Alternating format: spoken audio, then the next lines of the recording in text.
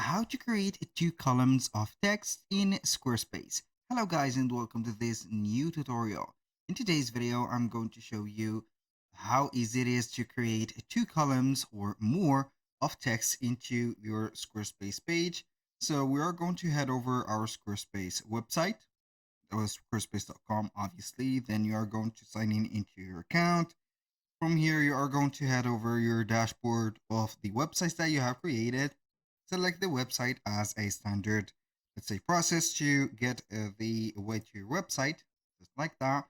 And then we are going to see the website itself. Now, what are we going to do basically is to select pages, and we are going to see one of the pages that we want to add the specific text to. So we are going to divide it into columns. So I'm going to head over here and see if it is going to be the service. So let's see here. This is the home page. So I'm going to put the example into the home page. So we are going to scroll down. I'm going to head over the end and I'm going to add here a section. And that section is preferably is going to be a blank section. So where is our section? It did not add. So basically I'm going to add it again and boom. Now what I am going to do is to add a block, and I'm going to add this block in here.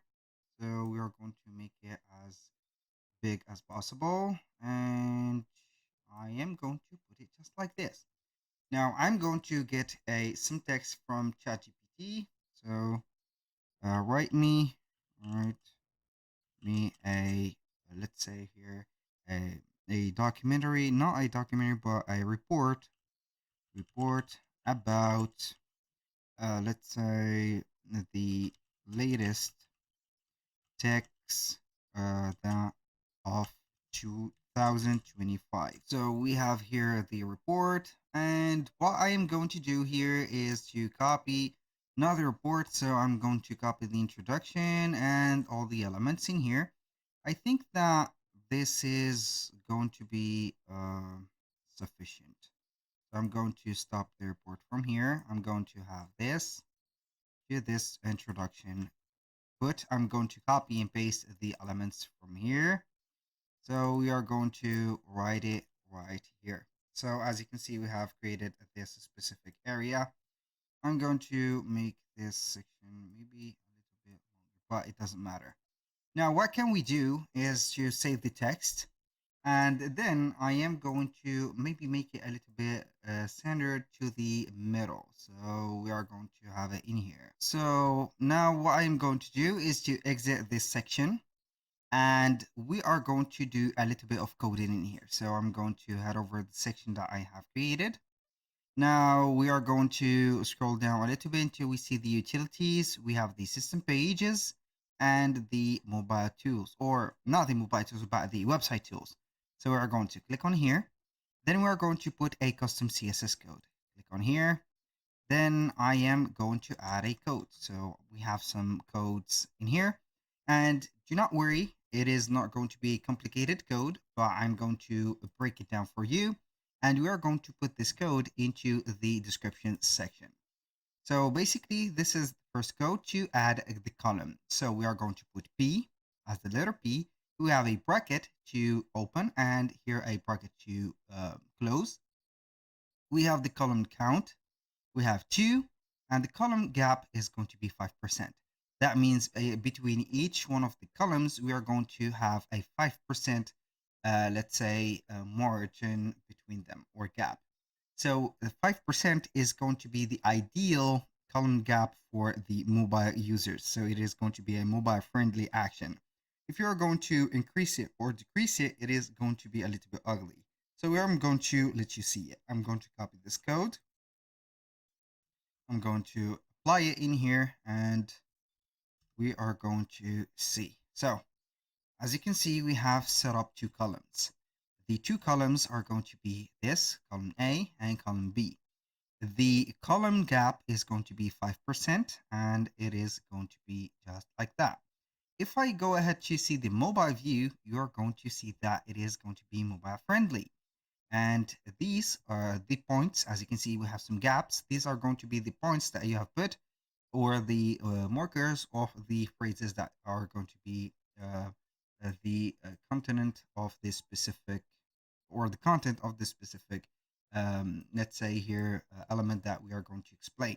So let's say that we are going to set up here more than 2 columns. So we are going to put here a column count. We are going to increase it to 3, for example. And as you can see, we are going to see a 3 columns setup here. So if I go here and increase the column gap or decrease it, for example, to 3%, you're going to see them, let's say here near each other. And it is going to be in the mobile version. It is going to be also suited, and it is going to be something beneficial. So if you are going to, for example, increase it to 5, you're going to see some of the elements, as you can see, going up in here and there. So I'm going to put it as 4. Let's see. 4 is good, but not that good. We have here 2 points not set yet. We're going to put 3, and normally we can go ahead and put maybe 2. So it is going to be that. Perfect. As you can see, I set that for this. It is going to be perfect for this. So you need only to regulate your text or set it up correctly from here. Now, what if I want to put some justification for the text? I'm going to add this specific one. So I'm going to delete that.